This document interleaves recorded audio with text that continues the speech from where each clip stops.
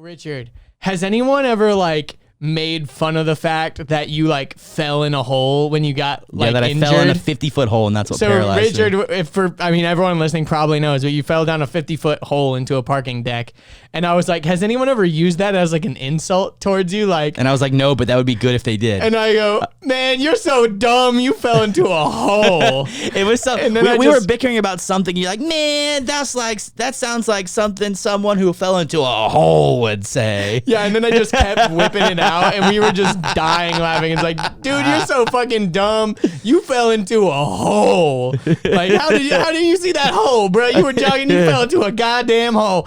Like, and it's so fucked up because that's like the most traumatic incident of your life. And like, if someone was like not close to you, you'd be like, what the fuck, dude? And I Why would you say that? remember seeing security cam footage from like a building nearby of me falling in the hole. There's a video of it? Yeah, it's I can't get into details, but I had to replay it frame by frame and explain it to some people what I was thinking frame by frame. And I remember that like reignited a lot of my my trauma.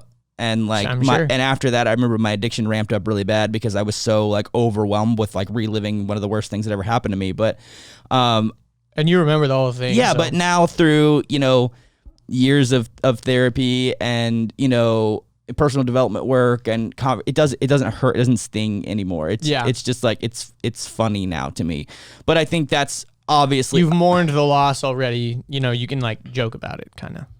I mean, that's kind of the like catharsis of it all, is being able to just like take something that was horrible and like you're and that's the whole point. It's like the close friends can joke about that type of shit because like they're close to you and they know like the weight of it, so they're not just like poking fun and like it's hitting you while you're down. They're like just being silly. Yeah, it's like goofy, it's cheesy, it's funny, like it's. But it was just funny because I'm like, has anyone ever used that as an insult? And you're like, no. I was like, I don't think anyone would ever like stoop that low. Leave it to Andrew. That would be like, that's the equivalent of like, say someone is paralyzed from a gunshot. Be like, man, you're so slow, you couldn't dodge a bullet. It's like, damn, man. But it's like, I don't know if anyone can, but yeah. But if it's like, if it's your homie and you're like trying to cross the street and he's taking too slow, it's like, come on, man, you're going so slow, you couldn't even dodge a bullet. And it's like, that's how they got like paralyzed or whatever. True. But you have to know them. Barely works because no one can dodge a bullet. But I feel you. It's not perfect. I'm not a comedian like you, Andrew. It's not. It's okay. It's okay.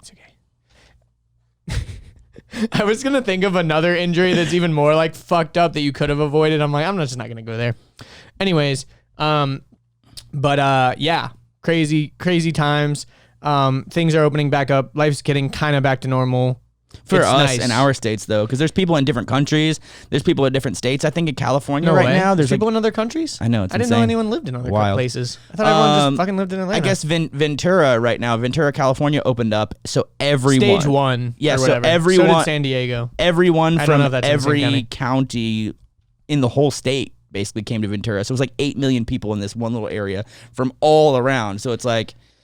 Yeah, I mean, that's the weird thing about it. If you're going to open up one little area, everyone's going to flock to it that wants to get out. That's fine, whatever. Just don't be dumb. But I was looking at an article and they were saying like there was a slight uptick in like Georgia COVID numbers, but like not anything significant. Like we were like on the decline, but it went up a tiny bit in the past, like since it's been open, but not anything notable. Like it was like just as low. A low bump. And I think that means that we did the job of flattening the curve. I mean, that was the whole point, right? Just don't overwhelm the hospital system. Like we don't have vaccines yet. We don't have a cure for it yet. So like we'll all chill. And let's flatten the curve. And if it gets bad again, maybe we'll have to quarantine again. But like in the meantime, that's the thing. Let's try to get things back going. I think it's going to ebb and flow for sure. 10 weeks or more. How long was it? Like about 10 weeks. Yeah, March 10 weeks. March 13, yeah. And it's like, we got to get back to it at some point. I mean, I in the beginning, it was kind of a sketchy thing. Like we were all kind of thinking like, Brian Kemp is kind of off his rocker here. He's not listening to science, but it's kind of panned out. And like some other places, like my friend who was living in Valencia in Spain, like they had a strict 9-week lockdown where they weren't even allowed to exercise. They weren't allowed to go out at all. New Zealand beat it, but that's because it's a small country on a fucking island. Yeah, but now everything's open. Like they don't have to like wear masks. They're like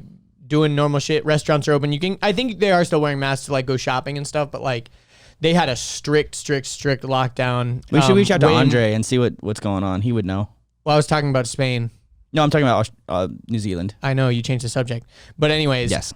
Andre, if you're like listening. I'm talking about Spain, and you go, well, we'll have to talk to Andre to know, and I'm like, Oh, because I mentioned New Zealand. I know, Forgive me. yeah, but yeah, Yo, okay. You know what I was thinking? So What? I posted up a post in the Facebook group, and I was like, you hey, posted a post. Yes, I posted a post in the Facebook group, and I was like, "Hey, everyone! Like, looking for good or bad feedback, whatever." And someone mentioned about how sometimes we bunny trail and don't finish topics, which is like, duh, that's podcasting.